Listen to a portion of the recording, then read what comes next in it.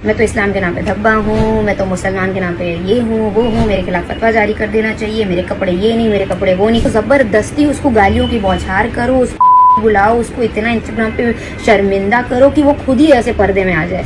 अब ऐसे औरतों की पिक्चर्स नहीं देख सकते हो यार, स्पेशली जब उन्होंने कपड़े नहीं पहने।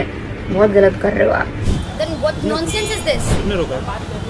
उर्फी जावेद ने पार की सारी हदें। उर्फी जावेद भले ही आजकल सुर्खियों में बनी रहती हैं, लेकिन इससे पहले उन्होंने काफी कुछ सहा है।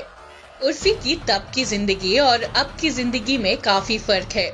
लखनऊ में जब उर्फी स्कूल में पढ़ाई कर रही थी, तब एक बदमाश ग्रुप ने उनके कुछ फोटोज एडल्ट वेबसाइट पर रिलीज कर दिए थे। ये बात जब उनके घर वालों तक पहुंची तो उनके पिता ने न सिर्फ उन्हें डांटा, बल्कि उनके साथ काफी मारपीट भी की। यही नहीं, उर्फी के रिश्तेदार भी उन्हें खूब खरी खोटी सुनाने लगे थे। उर्फी के घर में उन्हें प्रताड़ित करने का सिलसिला पूरे 2 साल तक रहा, जिसके बाद उर्फी ने उठा लिया एक बड़ा कदम।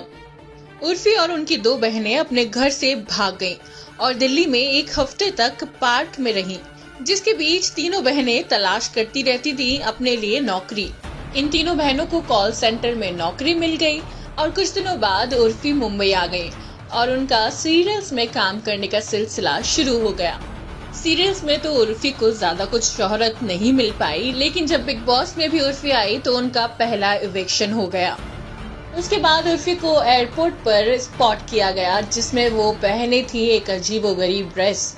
फिर क्या था, पैपराज़ीज़ उनके पीछे पीछे जाने लगे और इंटरनेट पर उर्फी होने लगी ट्रोल कि मैं तो इस्लाम के नाम पे धब्बा हूँ, मैं तो मुसलमान के नाम पे ये हूँ वो हूँ, मेरे खिलाफ फतवा जारी कर देना चाहिए, मेरे कपड़े ये नहीं, मेरे कपड़े वो नहीं, ब्ला ब्ला ब्ला। यू नो, कुरान में ये कहीं पे भी नहीं लिखा है कि आप एक औरत को फोर्सफुली पर्दा कराओ।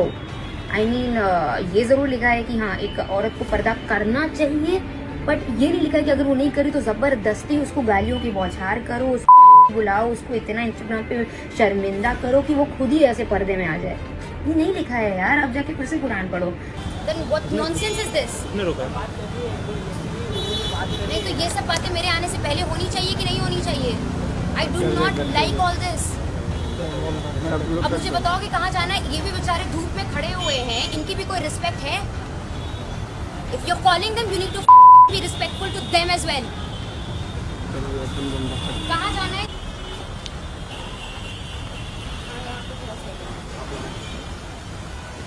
हमेशा का पंगा रहता है।